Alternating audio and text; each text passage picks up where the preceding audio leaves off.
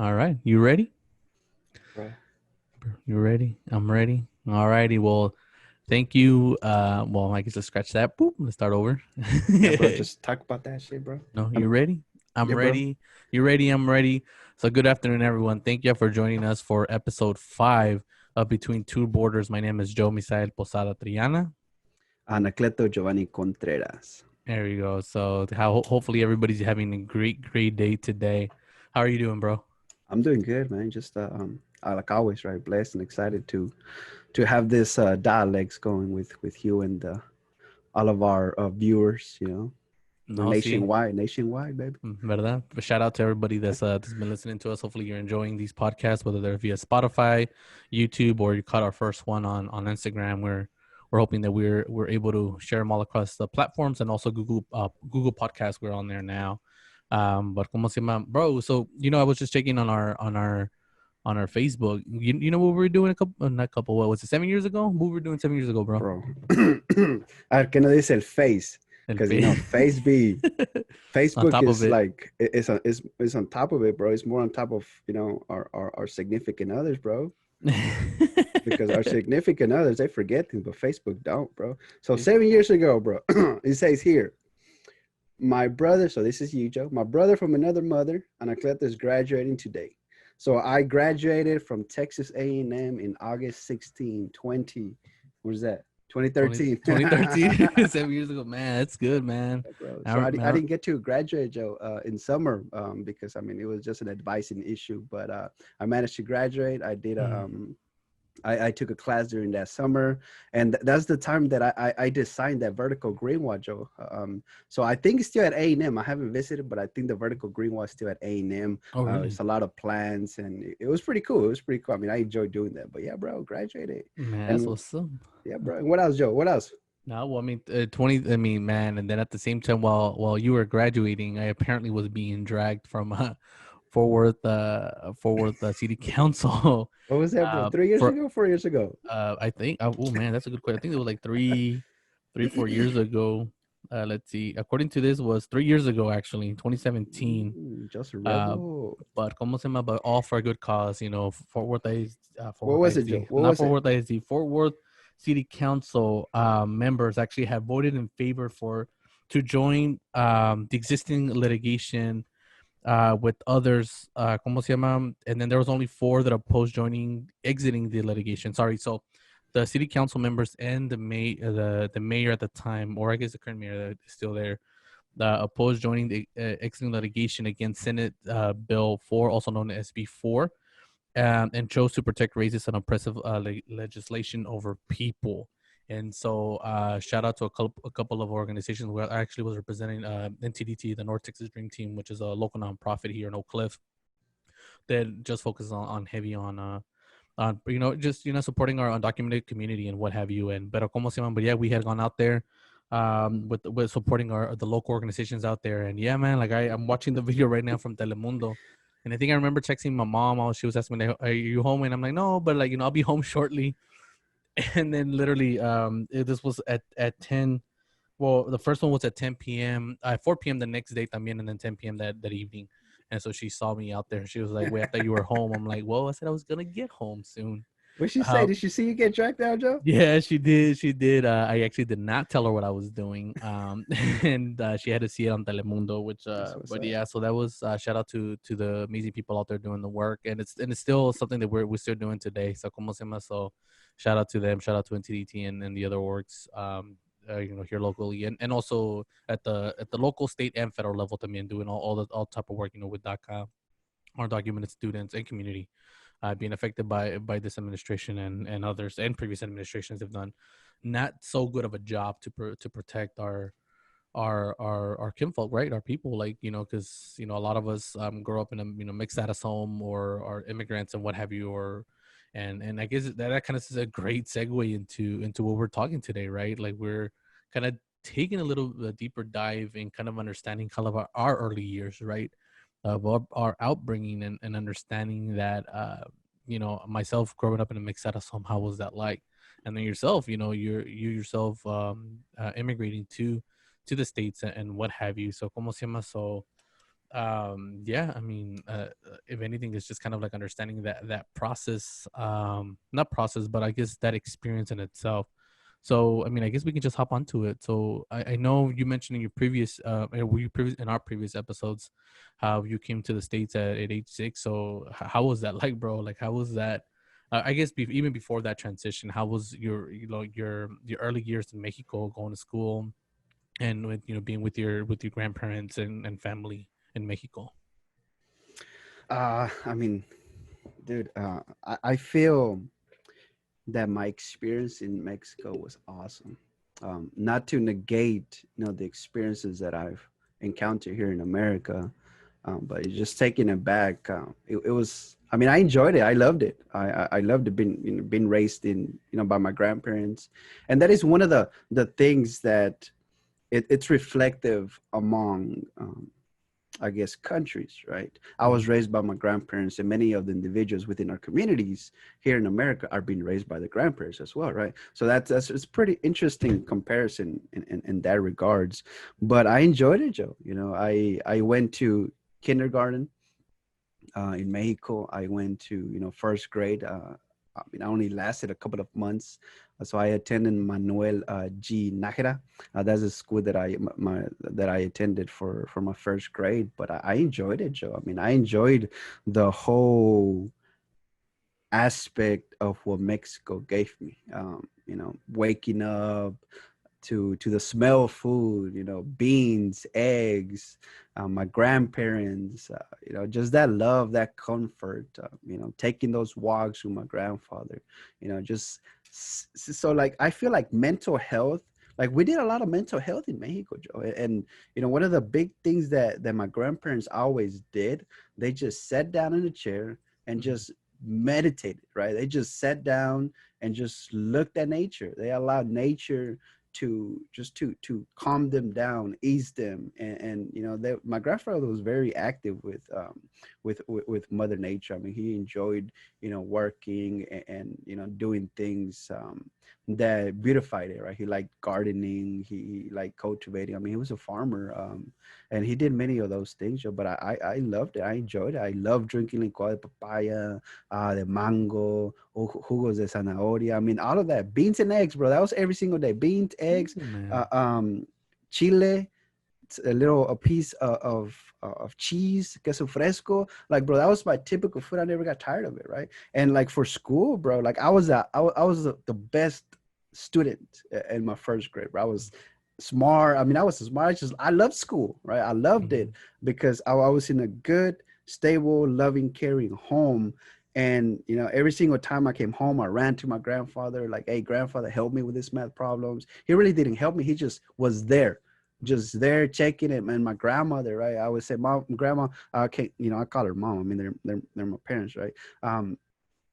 Can you help me with this reading passage, right?" But she, like I said, she was just there. I memorized the passage. I read it to her without even looking at the paper. So I was that type of student that people would consider, "Oh, he's a high performer. He's gonna be successful. He's gonna be this, and that," right? So that was me in Mexico, Joe. I mean, I enjoyed school. I enjoyed church. I enjoyed many things that I did. I enjoyed going to get tortillas frescas, right? And I mean, the person that made tortillas from scratch. I mean, he was just like a minute walk, right? Mhm. And our whole community, it was just a community, right? We bought, eggs from a certain place, milk from a certain place. I mean, the milk was fresh, dude. Like, I mean, I used to go and help my cousin milk the cow, and take the milk and boil the milk and drink the milk. I mean, Mexico was so natural, so like, I guess, just really connected with our roots, and I really enjoy that, dude.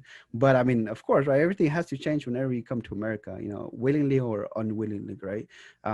And many individuals attribute that to the American dream, right? And that's something that even to this point, I'm still trying to understand, what is this American dream, right, Joe?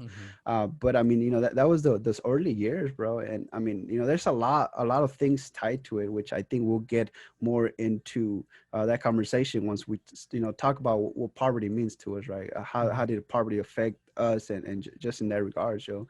But whenever I came to America, I mean, I landed. I'm gonna say landed because when I came to America, that was the first time that I flew in a plane, right? It's Oh pretty snap! cool. I felt Yes. privileged, bro. I didn't know what the hell was a plane, bro. Like there were so many things that I did not know what they were, right? So I came to United States during a time where it was really cold, right? That's Mhm. not the normal for me, right? I mean, it does get kind of cold at nights in Mexico, but that's just like fresh, right? Here, I It's mean, just I a fresh landed where cut. like I mean, dang, like it's cold, and I do believe like it was probably snowing or something, which it was snowing, but like flying in a plane, dude, I hate that. I hated it. Right? I hated it because it popped my ears and I was crying. Like I woke up crying. They gave me medicine. I knocked out and then woke back up and we got in a taxi and I came to an apartment complex behind LK Hall. So LK Hall was the elementary school that I attended for 3 years whenever I came to the States. So I came into an apartment complex. That was within itself strange to me, and not strange to me because in Mexico the houses that we lived in were connected, right? They were Mhm. like Spaniard type of architecture, whatever. But they were connected, like my house, and then a couple of a few feet someone else's house and someone else's house, and in front of us someone else's house. So I mean that was I was like, okay, cool. So I guess someone lives next to us, just like in Mexico, right? And other people there, I mean, they looked like me, right? They spoke Spanish and stuff like that. So that was interesting in that regard. But yeah, I attended LK Hall for first to third grade. I mean, it was, of course, it was different, right? I spoke, completely Spanish. So I mean, I had to learn English at a very fast pace, right? Mhm. So, and that's not inclusive of what I had to, understand and go through with my own family dynamic, right? So many individuals, they have to see the bigger picture to understand how complex it is for individuals to come to America, right? Because there's a lot of things tied to that, right? And I like to me like systems thinking, systems. There's systems everywhere, right?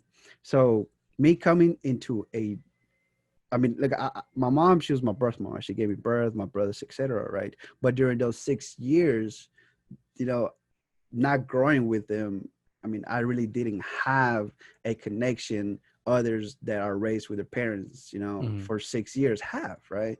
And I mean, no fault of anyone, right? But that is just what I had to experience, right? So it took me 6 years to truly meet and live with my brothers, right? Two brothers, live and be with my parents, right? My mom and dad. So getting acclimated to that and also getting acclimated to either I'm loved or not loved or what's love or what's accepted, what's this and that. On top of that, getting acclimated to the American society of education, right? So there was no break whenever I landed. My mom enrolled me into school, so I had to figure that out. And I'm pretty sure that I was put in ESL, right? They put every single individual in ESL that doesn't Yeah. speak English, so they threw me in there, and I mean. And through whatever happened, people made fun of me. I had to learn English, and I think I learned it at a fast pace Mhm. because I was just mad at the fact that people made fun of me for not speaking English, and I had to prove a point. And I mean, I was a good student. So like during those early years, I was a good student, so I learned really fast. And because I loved education, right? But there, I was forced to love something and learn something that I myself did not understand, and there was really no framework or system for individuals like us to fall in love with something that we don't understand, right? And I think that's where one of the link is missing, that we just force things onto our early arrivals, our immigrant community, and force them to forget their true identity, or their identity from their home countries, and which I mean I don't think is right, because I mean I was made fun of for not knowing English, right? I mean, by my Mhm. own freaking people, dude, by Yeah. my own little, Hispanic, Mexican, whatever we were. I'm like, dude, why are you making fun of me, man? Well, I mean, I guess kids, whatever, dude. But as a child, as an adult, I mean, I can justify anything that happened, right? I can, bring in my knowledge, or my logical sense of why things happen, why did people act as such, why did my parents act as such. But as a child, everything is emotional, right? Yeah. We Our emotions affect us, right? So if my parents come and yell at me and things like that, I mean, it's gonna affect me emotionally, right? If my brother say something to me, it's gonna affect me emotionally, more so because those during 6 years, I mean, there was really no connection, right? So if you try to have a relationship through a negative environment, I mean, the end result is not gonna be what you think, right? But my parents, they were who they were. I mean, they had their many flaws. My brothers, they were who they were. They had their many flaws. I mean, Mhm. and I did what I had to do, right, um, to basically survive, dude. I mean, and in the book, I mean, I share more open of the different things, but it's not easy. And like right now, I feel like it's harder for an immigrant early arrival to stay afloat in this society, dude. And there's and the crazy thing that I mean, what you talked about in the introduction, Joe, is that our own people like hate each other, dude. Like, why do we not stand up for individuals of our, like, basically our own selves, dude? Like, our parents did that, what individuals now are doing, and they're doing it for good reasons, not because they hate this country, that's why they want to come. No, because I mean, their country is not providing adequate living, and right now, I mean, there's a large population that this country is not providing the adequate living. But I mean, we'll get to that. But yeah, Joe, that was the early years. I mean, from LK Hall, I moved to John F. Pillar. That's when we moved Okay. into our first house. So I finished my elementary school at John F. Pillar. I mean, I met great people.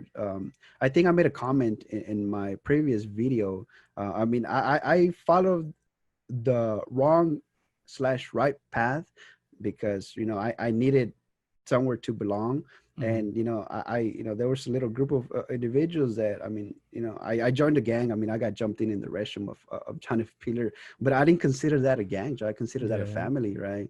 And I mean, I'm not gonna name drop any of those individuals, but you know I mean, I thank them for accepting me, Joe, for not profiling me, judging me, etc. Right? Uh, I mean, I never shared with them how my life was. Like they had no clue that I was an immigrant. My dad was this, my mom was this. I was being abused, this, that, etc. Right, Joe? They had no clue. They just Mhm. saw a person and, dude, I'm down for the cause. Basically, that's what I said. I'm down That's for the yeah. cause, dude. Damn, So I damn mean, there right. there was times, bro, dude, I Yeah. had a blade in my mouth in Those. elementary. Uh, I robbed. I was, Dr. Lopez was the principal there at John F. Peeler. Dude, I was always in her office. I was a troubled child, though, Mhm. and that was my way of asking for help, Yeah. right? But the current system, the whole society is there, is that if a person acts as such, that means they're just bad kids. No, I mean, I needed help. Like, if people took the time to truly understand me, Joe, I think my life would have been different. I think I would have gotten the help that I needed, the mental help, bro. Mhm. Because it's a big mental, what I went through. My emotional, physical. I mean, physical. I mean, we as humans can endure a lot physically, right? But mental, like, no, Yeah. like mental, dude. If someone breaks you, they break you, dude. Like mental, that's the biggest thing that I feel is the biggest system of oppression that we're always going to go through and fight. And because if people have control of your minds, dude, I mean, you're lost. And I felt lost. That wasn't me. Like, that wasn't me doing all those things. And I was not a real, that was one of the words that many individuals use. Like, I'm real, he's about that life. I mean, I didn't know about that life, right, Joe? And I wrote Yeah. about it in my book. I didn't know about the life, right? I wasn't raised around drugs. I wasn't raised around, people selling drugs or being in gangs, doing that. I was not raised. That was not me, Joe. I was a good child, believed in God, loved faith, was good in school, but just the environment that I was placed whenever I came to America, that made me like, I mean, I don't feel like I belong. I don't feel like Mhm. I'm loved. So I'm gonna go find love where it's given, and those friends gave it to me. Those friends accepted me. And I mean, I picked on people, I bullied people, I jumped people. I mean, I did drugs, I did weed, cocaine, I popped pills. I mean, I became angry, everything, bro. Like I started taking my hate, my anger, my whatever I went through, and I justify that. Like, no, Mhm. you need to feel what I went through. You need to feel what I am going through. And I did that through my years, bro. Right. And I became verbal abusive, physically abusive, like to other people. Never like I never laid hands on a woman, on a female, right? Just because I didn't want to step that low of what I saw growing up, right? But I mean, the way I talked to girls, I mean, it was scary, bro. And like I would not want my daughter, going out with a person like me, dude. Like the person that I was, like nah, like the person that I was, my wife would not, Mhm. accept, right? And I mean, I admit it, Joe. Like I was a horrible human being, bro. I treated people like trash. I treated girls. I disrespected them. Calling the B word, the H word, you name it, right? And I really didn't care about other people's emotions, Joe. I cared about mine, and I cared about why is no one treating me with respect? Why doesn't no one care about me? That was me, Joe. And all through high school, bro, that was my way of asking for help, but I never got it. And I just went with the flow, Joe. I went with the flow of you have to do this to look cool. Like you said, I mean, I was popular, Joe, and I talked to a lot of people. I like talking. I really do like talking to a lot of people. But as I got older, I mean, I became more of an introvert. Like I hate talking to people now. Like I dislike it. Um, and it drains me to talk to people, Joe. Like like I mean, with you it's different, right, Joe? But like if you put me in a room with people, I would talk, right? Mhm. But after I finish those You want 30, it? 45 minutes, dude, I'm done. Like Yeah. I'm drained. Like I hate it. I'm gonna go and hide. Like, dude, I don't like going out. I don't like doing anything right now as an adult, dude. And that's because of everything that I went through as a child, Mhm. Joe. I hate going out. Dude, I can live. I can live in a dark room for many days, many weeks, just being by myself. I love it. I love it. Yeah. It's not healthy. It's not healthy, Joe. But I mean, that's what it is. So that was just brief summary. Kind of took some time, but it's just a How real you brief good? description, Joe. No, but I And mean, I think that's good though because like I feel like especially like our listeners will. I feel like there's going to be people out there that they can identify with you, right? At various aspects, from living in Mexico to come to transitioning and coming to the States, and growing up. Because I mean, like, yeah, I mean, you hit a lot of good things in terms of like, man, like what the way that we act is not because we're genuinely bad kids, is because we're seeking attention, because we're not receiving it from somewhere else. And not to say that that's the main reason. No, that's, I think there's a lot of things that come into play when it comes down to that, and I think it affects us in different ways. It really does. And ultimately, I think the biggest one is like the mental health, right? Especially the two things, especially as a kid, it's very difficult to understand what mental health is, right? In terms of like, especially if we don't have the adequate resources to really help us understand or talk to someone professionally about it. And the two, within our culture, is very rare for families to discuss that, to even talk something as basic as emotions, right? Because the minute that we show emotion, especially as a boy, as a young man, right, and in a household of that may include machismo and what have you, I always had the same from my jefe. Like my dad siempre me decía, mijo, los hombres no lloran. And I was like, oh, I guess I can't cry, right? And as a kid, like I mean, I would cry here and there, or even when my mom at very early ages, when I would get in trouble, like we flipped it, and we would just laugh, and I would learn my lessons. My dad never once laid a hand on me, though he came close a couple times, but to show, and it always was about his demeanor and his voice. And the minute I heard that tone, which was only a handful of times, I was like, okay, I need to stop, right? And but I mean, I always grew up hearing los hombres no lloran, men don't cry. And so I was like, well, I'm only 7 years old, 8 years old, so I guess I'm considered a man, a young man, so I guess I can't cry. And so that affected me the rest of my childhood, leading up to my high school years, even college years. I wasn't emotionally available to people. So if I wasn't emotionally available to people, imagine relationships, right? And then I think we both talk about this too. Like, it's like just the way we were. I want to say we were different in many ways. We were different, right? How we interacted or in relationships, but in many ways we were also the same. Because at the end of the day, we just weren't emotionally available for people.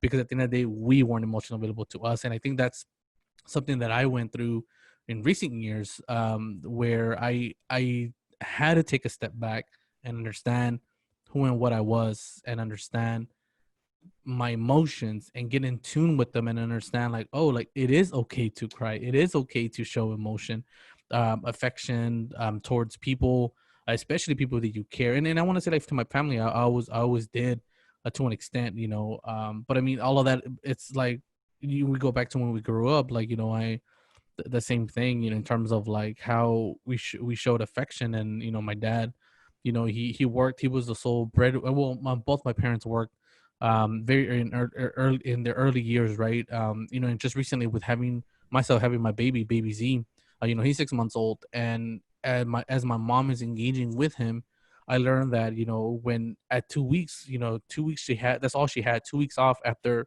I was born. And then at 2 weeks, I was already with the babysitter because she had to go back to work. My dad was working full time. And understanding that, I was like, oh, I didn't know that. Like, I really did not know that. I thought that, my mom, it was longer, what have you. But no, I was already with a babysitter at 2 weeks.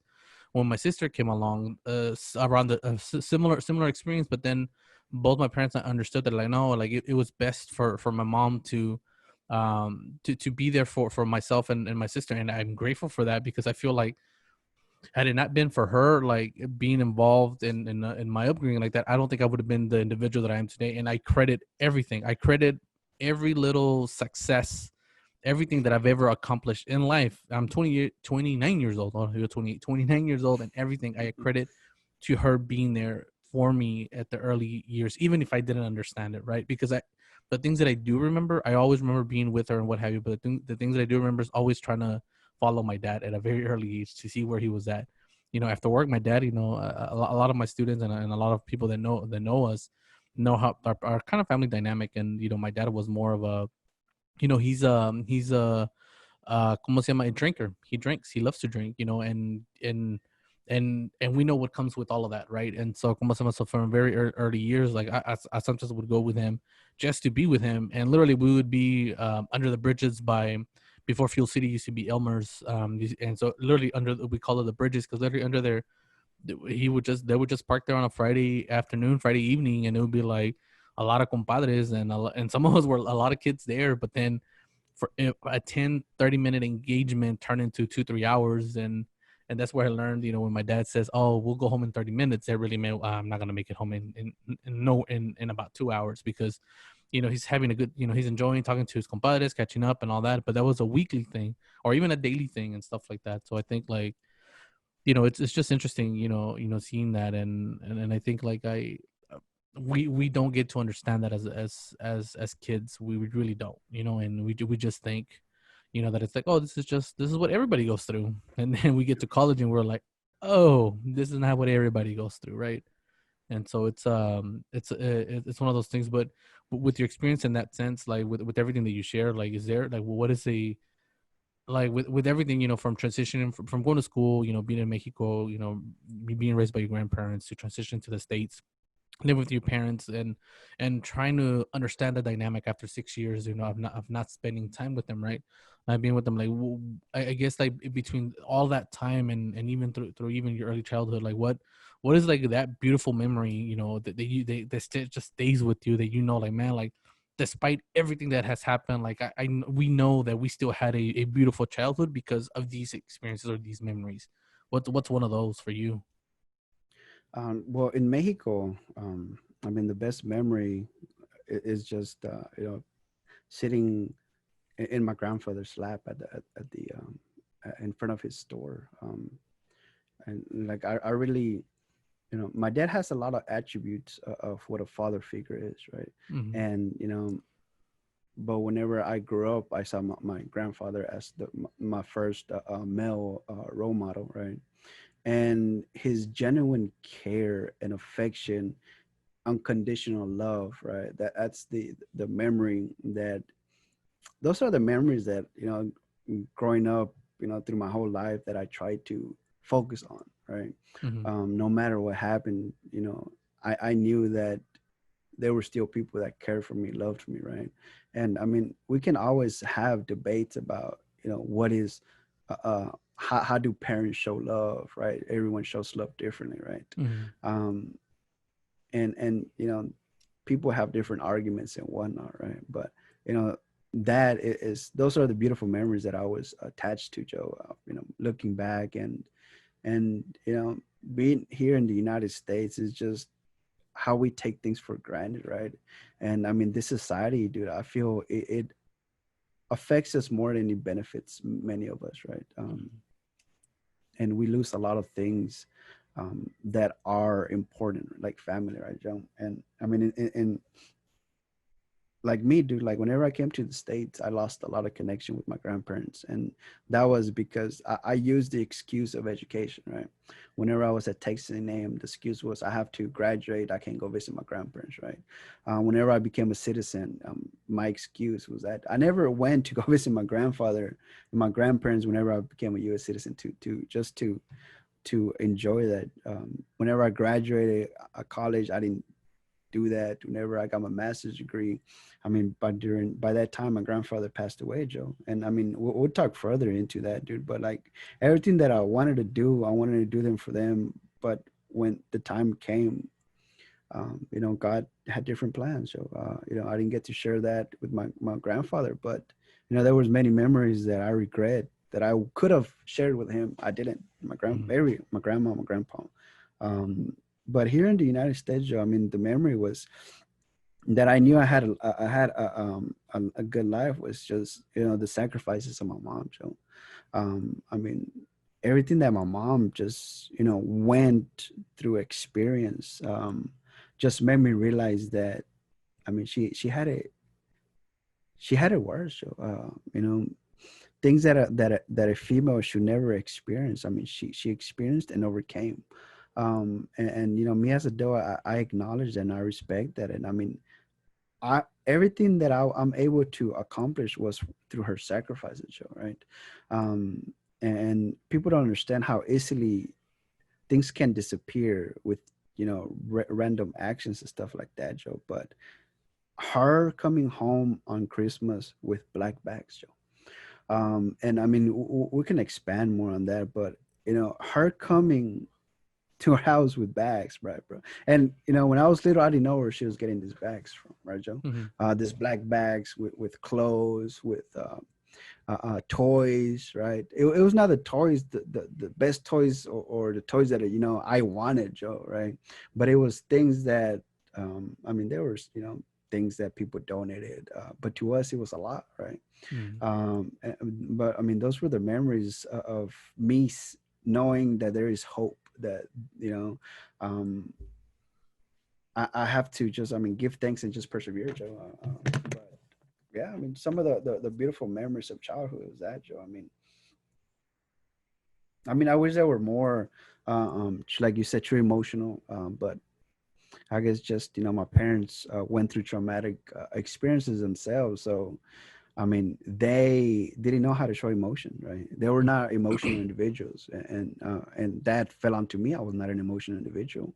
Um, yeah, man. Like I mean, we can expand it, dude. But like my father, I mean, he didn't know how to be a father because he didn't have one, right? His father was he passed away when he was relatively young, so he had to grow up, right? He came to the United States, he was 17, dude. So it was a baby, Joe. It's like our age when we got off to college or before we go off to college, dude. He was a baby in a different country, trying to live, trying to make it. And I mean, you whenever you're in those negative environments, you pick up things that I mean, you used to block off the trauma and the things, and just from my mom as well, Joe. But yeah, Joe, and yourself, Joe. I mean, I've been talking a lot, Joe. That's I all mean, good, man. because you share a little bit about your early years, because I mean, it's different, and I would say there are similarities between our childhood. But talk to us, Joe. Talk about your childhood, and then end it with a beautiful memory you have of your childhood. No, for sure, man. No, like I mentioned earlier, like for me, it was a little bit different, because my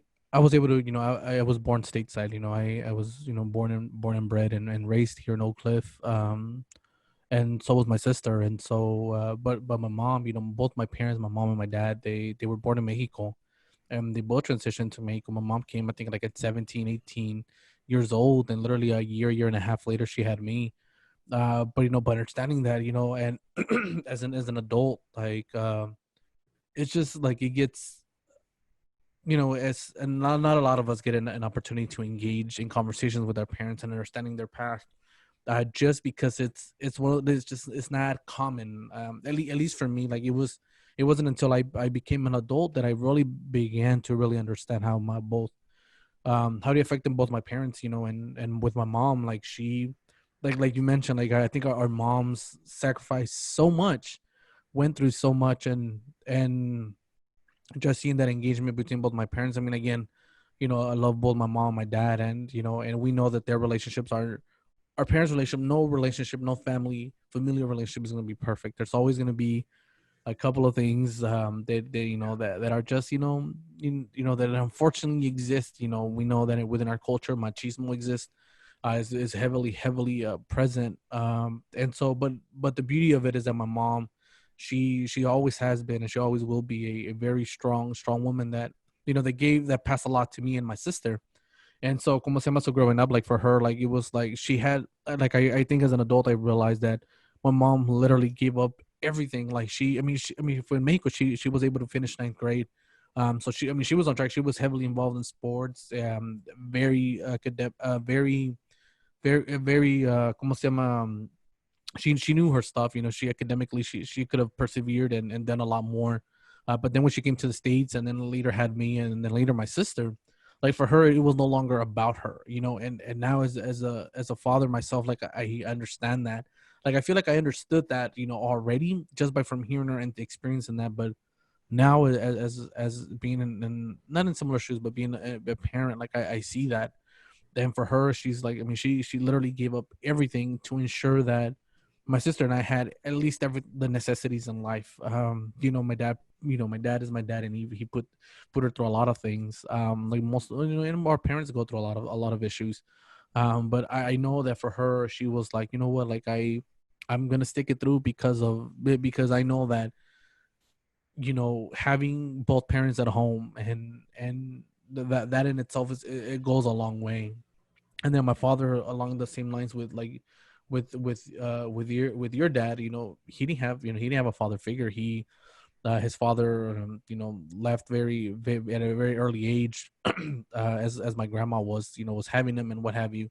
And then my father being one of four sons, and one of six, and I believe my father is the oldest out of my uncles and tias and tios. Like almost for him, like he had to start working from the early age. That's why he only had a second grade education. So I say all of that because as I was growing up, like my dad, he worked. I mean, don't get me wrong, like my dad, he always made sure that there was food on the table, we had a roof over our head, and had everything that we ever needed. Like not necessarily maybe everything that we ever wanted in terms, because I mean, again, even the wants are our needs, right? But I don't ever remember going, being at home and be like, man, I don't have this. I don't have shoes. No, I always had shoes. I always had good clothes. I always had everything. And even when it came to even eating dinner, my dad would always be like, we would all sit at the table, but he would always wait. He'd always, and even as an adult, he would always tell me like, no, like as long as my kids and your mommy, that is my dinner. Like even if there's not enough for him, it didn't matter. But that was also a reason for him. Like, what, I'm just gonna go sit outside and drink a beer or two, and a beer or two became different, and to multiple and what have you. But I say all of that because, like, that's my early childhood, like it was just seeing that dynamic. And then when my sister came, as we started growing up, I would always not, I don't say like I never fought my dad, I never argued with my dad, but we always bumped heads, because I learned very early on that the only time I had an ego, or someone could like cater to my ego, or really like try to manipulate it, was my dad. Like every time that him and I had a discussion, like like both our chests were puffed up, like peacocks. We were like, that's and I got that from him, because there were some things that I just didn't believe that we're right in whatever sense. There was times where, when I was getting involved, especially in high school, he didn't see the purpose of them. He was just like, nah, like you're just wasting your time. And I'm like, no, like I'm gonna go to this car wash at at the LNESC, which is like our the LULAC National Education Center I Service Center. remember. I Remember remember. those weekends we would go to fundraise for whether it was a LULAC or just different events for just fundraising. And because we were getting community service and all these good stuff to essentially and eventually help us be ready college, help us to be good candidates to scholarships and what have you. But for him, it was like, now you're wasting your time. We got to go work. And I would always bump heads with him and those things. But I think like we both learned through those experiences because my sister is only 4 years younger than I am, and so she was like, she definitely was not following my path. She was learning from it. Like I guess I always feared that I would live under, like she would live under my shadow when I was, and because I was involved, everybody knew me and everybody knew my mom.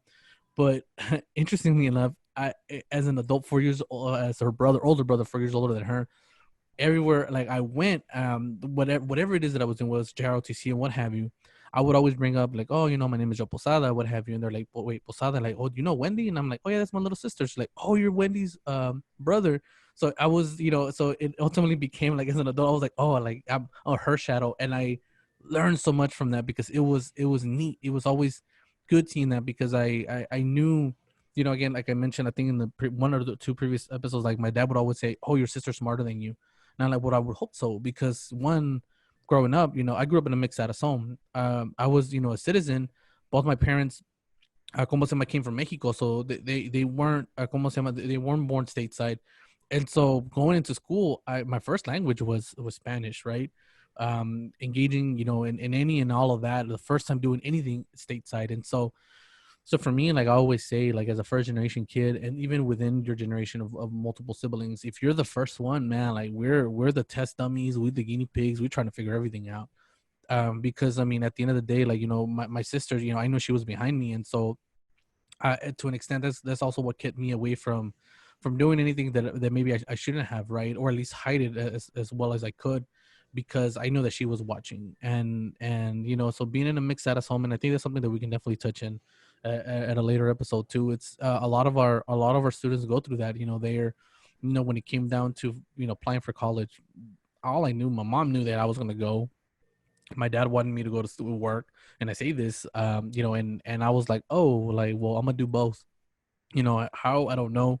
And I'm just grateful that I had the opportunity to go, and make it, because 4 years later, my sister, she did not only do the same thing, but she was like, you know what, I want to go to college too, but I'm gonna go. I only went 30 minutes, 40 minutes away from home. She went 5 hours on a plane away from home, two-day drive all the way to Boston. And and she did that, and she faced her own issues. She experienced, because a lot of things I feel like we discussed, and she saw, that, oh, I'm not going to go through those things that my brother went through, but she had to fight her own battles too, Yeah. because it was a different environment at that point. Being out of, at least if I needed something, I could always come home pretty quickly. Where for her it was different, because she was, she was in the East Coast and stuff like that. And and I still remember, just that flying her on the first day, um moving day to Babson College, bro, like, which is in, like, near Boston, Massachusetts. And I had a plan. Ms. Mac, white mama, she had helped me. She's like, oh, you're gonna get a rental, you're gonna do this, you're gonna do that, man. And it did not work out any of that, because I was 22 maybe. I was below the age of 25, so I couldn't get a rental without a credit card, and that threw everything down, because the idea was, oh, I'm gonna get a rental and I'm gonna go to Walmart and buy everything for my sister, right? That she needed, like every we have a list, we're gonna go down the list and buy it, and I couldn't. So I was just grateful that her roommate's parents drove up from Florida, I believe, and helped. But I say, like, all like that experience, like my sister and I, like we sort of grew like really close, but in our own way, we were all individual people, because my dad would always tell her, like, oh, like, you need to learn how to cook, you need to learn how to, and maybe oftentimes it was just maybe joking, saying a joke, but like we knew that was, I mean, yeah, she's gonna learn all of that, but she's not gonna stop there. If she wants to go to college, she's gonna go to college, and things like that. So, you know the essentially like our upbringing is like really what mold us into who and what we are, for good or bad, you know. And as an adult now, again, we get a chance to go back and really dissect, you know, those, what do those experiences mean. And I wrap up with one of the my best, like I think like my most beautiful memory of my childhood is, I think I want to say I was in third grade. So hopefully out there we don't have any younger young kids that are listening that are in elementary school and what have you, which they are great, you know. But I say that because I think I was in third grade. My sister was in kindergarten. You know, I think we were both going like, you know, third, fourth, and she was going like kinder, first grade. And I used to live in a one bedroom apartment off of Ewing in Colorado, and it's still there, like the second to last third is a 3-story tall apartment, and we lived on the first floor at the very end. So like you had to drive all the way into the apartment complex, and which was, you know, a dead end. Like you drove in and then you have to drive back in reverse to get out. But I lived in the very last one, and so I remember being at Christmas, and you know, like my sister and I and my mom, we would all stay up. We would say, "Oh, let's stay up." So we're gonna catch Santa Claus in the act. And you know, and I mean, we pushed through, man. I think we made it to like maybe 1 in the morning, and then like we were in the living room. I remember having a Christmas tree, our TV. Then my dad, you know, my dad was outside drinking with his buddies and what have you. And then I just remember just knocking out. But before knocking out, I remember putting like a como se llama, like some little the Christmas bells that make noise on the doorknob. So like, because I mean we didn't have a chimney, so I'm like, I mean it's only logical that Santa Claus is gonna walk through the door, you know. So I'm like, I'm gonna put this on the door so when that opens up, we could get to hear him. And so my sister and I, we knock out on the floor, and you know, we're covered up y todo eso. So then maybe 2 3 in the morning, but whatever time it is, I guess my mom started putting out the gifts slowly, you know, they were already wrapped and what have you. So she was like creeping here and there, putting in there y todo eso. And then I don't know where my dad comes in. And you know, my dad, you know, my dad is, you know, he's out of it. And so when he walks in, he slams the door open. And my sister didn't wake up, and I kind of hear the jiggle, and I'm like, I kind of wake up, and I'm like, is that Santa Claus or is that my dad? And then I'm like peeking through the window, and then I just hear like both my parents like whispering loudly. You know, my mom said, "I'm like, you need to, you know, stay quiet because, you know, you're gonna wake them up," and you know, and I'm putting the gifts, and it was just interesting, like experiencing that, because like it showed, you know, that again, like my dad, like he provided so much for us, right? You know, but my dad didn't, like, you know, he had his own, in a way he was still, you know, he was still doing things that he wanted to do, because you know, it was his only way of a family dynamic, you know. Since his father wasn't around, he was like, oh, I'm providing for my family, so that's all, that's all they need, right? And he's out doing what he needs, what he wanted to do, drinking and what have you. You know, but he would always come home, and so seeing the dynamic between my dad and my mom, and part of me was like, man, like I want to wake up my sister, you know. So like, oh my god, like, because I saw the gifts, so the inner child of me was like, man, the inner kid was like, man, the gifts are here, Santa Claus is coming in. But then seeing my mom and my dad, I remember that so vividly. I was like, oh, like dang, like this is the reality, like I realized like, oh, Santa Claus is our parents. And I Damn. saw the distinct dynamic that my dad provided, and even my mom still worked every now and then, and so like seeing that both, you know, provided for us to have our gifts, but my mom was so, like, she was so instrumental in ensuring that my sister and I didn't weren't exposed as much. You know, she didn't want to try to protect us or make us grow up in a bubble, but she tried to protect us from you know, from Christmas being ruined, because she's like, you're a child, you should be able to believe and Santa Claus, you know, just because I mean it's a beautiful thing as a kid, right? And so as a third grader, I had to make an adult decision and be like, so I know Santa Claus is not real anymore. However, for my sister, like I can't take that away from him, right? Mind blown. I was like, poof. And then it made so much sense, you know, when, you know, because again, I don't think I ever made big requests from Santa, right? Like I think the most, which was at the time was very expensive, but I think the 64, and I don't even think I remember like really wanting it, maybe, but it was the first console that came out. At least for me, that was my first console, the 64. And but you know, but moving forward, like I realized like, oh, I had to be careful in what I wanted for Christmas, because I knew that one, like, oh, it doesn't just pop out because Santa Claus comes in. Like, no, our parents are working for it, are saving money for it. And so that kind of like led on a lot of moving forward, because you know, by the age of 8, I was already working with my dad doing landscaping. And so by middle school, I was already buying my own clothes, buying my own shoes, and not because my parents couldn't, but because like I was picked on a lot because my clothes, my shoes weren't brand name. They were Payless shoes, and we'll talk a little bit more what that meant for us, in our next episode. But for me, like, it was very important to me, like, yo, like, I can't afford it, we can't afford it, but I also know how much it costs. So there's no point for me to spending, like, even as an adult, like, I just bought Air Force Ones, like, when they reintroduced them through the Nike app store, right?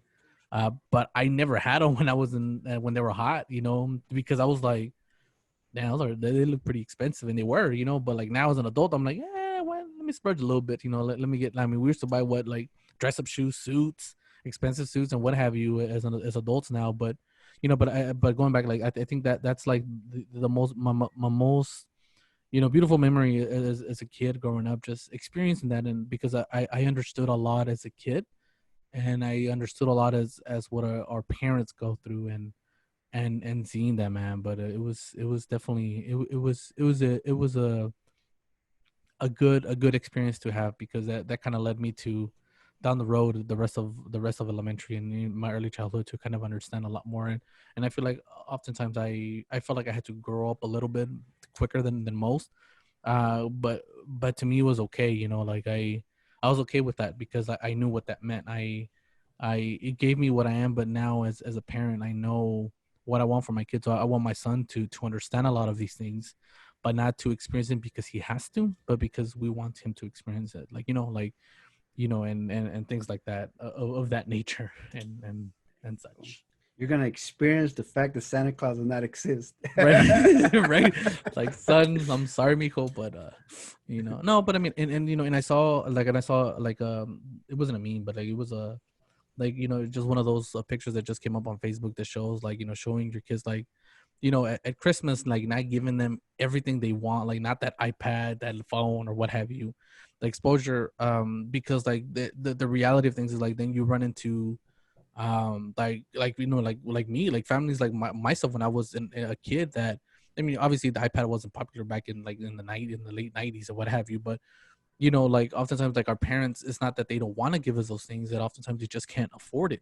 And like you mentioned, like, I know, like, for us, like, I know there was a couple of years where my mom was very involved in our local church. And I remember, like, the I think the early, I had like this tan, like, nice um uh sweater, Nike sweater. I mean, I got it for Christmas, and I'm like, oh, why snap? Like, they gave it to me, but like, no, it was actually, like, we got it from the church. Like, there was like an angel tree type of thing. And so, like, for me now as an adult, like, whether when I was working at UNT Dallas, there was a como se llama, Kitty Kai, which is a sorority on campus. And actually, my fiance, that's her sorority that she's involved in. That I believe they do the angel tree or something similar to that every year. And so I remember, like, the time when I was there, like, man, like, I'm gonna do it. And so, like, because, like, I know what it meant to be on the receiving end, right? And I know what that did to me, and what that did to you as a kid when you receive those things. And so, como se llama, so I try to do it as much as I can, because, like, I know I was on the receiving end of it. And so, like, because oftentimes a lot of our parents, it's just they can't afford it because of the circumstances and the environment that they're in. And they're our parents worried is more, make sure the bills are getting paid, make sure that everything else is being done, and then the wants we'll figure those out later. Yeah, no, I mean, we'll get more into that in our next episode. I mean, that's one of the things we want to focus on, poverty, and what that really means to us. I mean, because I mean that is a word thrown around. So we'll look at some just brief statistics, or how are people categorized as poor in the United States, and Mm-hmm. I mean our thoughts. But yeah, but a little a shout out, Joe, to the elementary school, middle school that you attended, Joe? Because you Oh didn't tell yeah, us where. oh yeah. So for elementary school, I went to the James Bowie Elementary in Oak Cliff. It was literally down the street from where I lived in the apartments. So I went to Bowie there, and then for my middle school, for my middle school, I went to Longfellow Academy. But the reason why I went was because my fifth grade teacher, which he was also my sister's fifth grade teacher, and actually, well, I don't know right now recently, but I know in recent years he became the assistant principal out at Bowie too, Mr. Duarte. Like I remember, like, for middle school, I think my middle school was supposed to go be Bot Story because I had moved on the other side of 35. And and at the time, when it was time to go to middle school, Ball Story was just that in great shape in Mhm. terms of like Yeah. student in dynamic and all of that. It was just not. It was not in a place where my mom felt comfortable. But we didn't know that. Like we really didn't know. It wasn't until my fifth grade teacher, when I was in sixth grade, he brought it up. He asked me. He was like, "Wait, so where are you going?" And I told him, "Well, I think my homeschool is Ball Story." So he was like, "You know what? Like he saw something in me that I didn't even know was there yet. He told me, no, I think you can go. Have you thought about Atwell or Longfellow? And I was like, I don't even know where those are at. I don't even know what that is. And like, well, there's an academy, and even then, I was like, what's that, right? And he was like, well, it's a different type of schooling, and you'd have to apply and what have you. And at the time in elementary school, I was involved in band. So in fourth grade, I joined our band in elementary. And I used to play the trumpet so I played trumpet from fourth, fifth, sixth, seventh, and eighth for 5 years straight. And I regret not continuing at Adamson. I really, really regret that.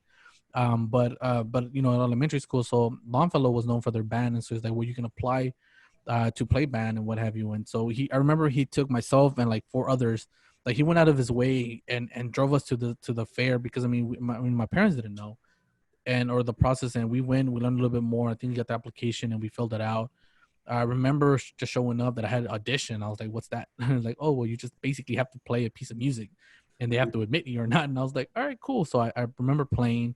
I forget the band director's name, but she was amazing. She knew I was nervous. She knew I didn't even know the full what it all entailed. And next thing you know, like I como se llama, like I was there and I was playing, I was playing the band and for another 2 years at a Longfellow. And I was there for 2 years. But Longfellow was an interesting experience too, because you know, it was good and bad because it was just like I didn't a lot of people that I went to elementary school didn't go to Longfellow because it wasn't part of our feeder pattern. And it was interestingly enough, I found the everybody else that I met in elementary school, I caught up to them at Adamson, but those 2 years in middle school, I didn't see them. ¿Cómo se llama? But I did meet like I think I want to say like really good friends there. It was like maybe four or five of us, and shout out to them. They know who they are. We didn't really like we stayed connected from middle school all the way through high school and even our high school years as an adult. We've all gone our different paths, but sometimes along the way we still connect here or there. But it was neat just experiencing that Longfellow, but Longfellow was the one that taught me where I bought my K Swiss, and we'll talk about that in the next episode what that meant for me. All right, but they were popping back then, but yeah, man. So I went to Bowie It's because first, and then Longfellow, it's and because it the was a little bus, case is. verdad, and I had to como se llama, ride the bus to Longfellow, so that was also a new experience for me because it was Longfellow's by Inwood Bank, and so I had to take the bus up there, and my dad would always pick me up because I had like interesting enough, I also had to stay after school, and I think that's where like me and my dad's dynamic started changing too because like he always found himself having to pick me up after work. He's like, but you have a bus? I'm like, yeah, but I have to stay for band an extra 30 minutes to an hour, so the bus won't take me home and stuff like that. But yeah, man. Let's go, man. And see, I bet you I didn't know about that. Joe being in band. Man, I tried at Adamson. I tried joining my senior year, bro. I couldn't even play the trumpet no more. I remember the keys, but man, I regret. I honestly wanted to be in mariachi, but Mira, when I went to Adamson, I felt like it wasn't cool, and I had to be. I had to pretend. I honestly did pretend I was someone else the first semester, just because, man, like it was. Man, I legit thought I was gonna get jumped my first day of school, and then I remember wearing a blue shirt, and I was like, "Am I wearing the wrong color too?" But it was ¿en just because, serio? like, right? It was just like, and I remember Officer Johnson, big guy out there, telling people where to go, passing to the metal detectors, Bro, and you were all read out one time, right, Joe? oh yeah, I think that was, I don't want to say freshman or sophomore year, but then yeah, so I was being involved in school and being a good kid, right? I never got in trouble like that. And then my mom was involved at Adamson too. She was a volunteer, so some people knew that. And then there was some through the grapevine I heard they're like, hey, like tomorrow half of us are gonna wear red and the other half are gonna wear blue. And we knew why, but it was like, but ultimately it was like we're trying to see what happens. And sure enough, like half the school, I don't remember if it was half the school or half the class, but I just remember being a lot of us wearing blue and red. I remember I had a blue long polo, I mean a long tee, like 2XL tee, my Dickies red shorts, and I had my white and red K Swiss. Oh no, I think at that point I had upgraded and got my red and white filas. And I remember walking in and ¿cómo se llama? Oh my God, it's officer, not Officer Johnson, pero oh my God, he was Cedillo, Cedillo. Cedillo. So Officer Cedillo, literally, like the minute I walk in, he's like, "Joe, come here," and I'm like, oh, I didn't even get a chance to walk the hallway. He was like, "What are you doing?" And I'm like, "What do you mean? I'm just walking in." And he's like, "No, what are you doing?" He knew, and I was like, "Man, like I'm just trying to get to class, bro. Like I'm trying to get to class, sir." And I'm like, why are you dressed up like this? You know, like you're not like that. I'm like, oh, I mean, my friends were telling, they were just saying, man, and sure enough, and so he's like, you got two options. You can go change, or I will call your mom, or you can call your mom. And so I call my mom, like, hey, ma, can you bring me another shirt? And it's like, why? Like, oh, es que no les gustó my uniform for the day. You had a red Oh yeah, red little rosary too. cross too, Yeah. Joe. So see, Joe was red out. You know, Right Joe. out. Oh man, but yeah, so it was man, yeah, I remember that day, and I was in JROTC, so he like literally when you walked in on the right side of Adamson, the old Adamson, the stairs to ROTC were on the right, so you had to go towards the right and go down, and yeah, so I remember just Cedillo was like, all right, well you can wait down in the ROTC building. I was like, yes sir. It's like go down there, and I had a locker because I think I was an officer at that time. And so I just took out my shirt. I had an undershirt, and I was just waiting for my mom. She brought me and then she brought me like a tan shirt, which I mean, for her, she just grabbed any shirt she could. Yeah. But literally, I was walking around school wearing a tan white shirt with the red shorts, and red and white shoes, and so it was a hot mess. Never again. So, but yeah, I remember that day very, very vividly. Gotcha. No, and that's a good little thing that you talked about. You pointed out. I mean, we'll talk about further about identities and Yeah. you know how we create many identities as we progress during our time. But I think this is a good stopping point, Joe. And there's many things that we missed out, Joe. But as we evolve to different conversation, different topics, and bring in different individuals to have them share their life story. I mean, Mhm. we'll be able to expand more on different topics, like identity, you know, personas, immigration status, mixed status, what you said, language barriers and stuff like that. But yeah, Joe, no, I No, think we're Gucci. no, for sure, for sure. So again, thank you everyone for tuning in today. Again, this has been episode 4. I mean, episode 5 for No, Between Joe, Two Borders. like episode 7, 8, 9, 10, In the Joe. 10, all it's infinity and beyond. No, but thank you all for joining us, and I hope that you all get to walk, at least if anything, with a good laugh, but also understanding that these stories, we share them because we know that the stories that Anacleto sharing, the stories that I'm sharing, we know that they just don't belong to us. These are stories that we've heard over and over, by friends, family, and ultimately by now as professionals, by our students. And even though we were in their shoes 10, 11 years ago, we're still hearing these stories, and so ultimately we know these are stories from our community, and we hope that we get soon here soon, that we get some of you that are listening, hopefully get an opportunity to really join us. And we love to hear from you all también, and we'll make a call out down the road to see if so we can join you all, so you all can join us as a special guest and share your story. Because at the end of the day, man, like I think something that we've learned is that nobody can take these away from us.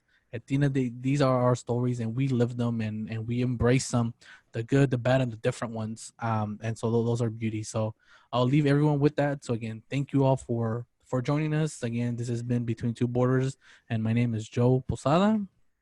Anacleto Contreras, and make sure you follow us on El YouTube, El Insta, Spotify, Google Podcast. If you like it, share it. If you don't, let us know why you don't like it, and then we'll try to persuade you Right. to like it. But yeah, thank y'all. Thank you, and have a great day.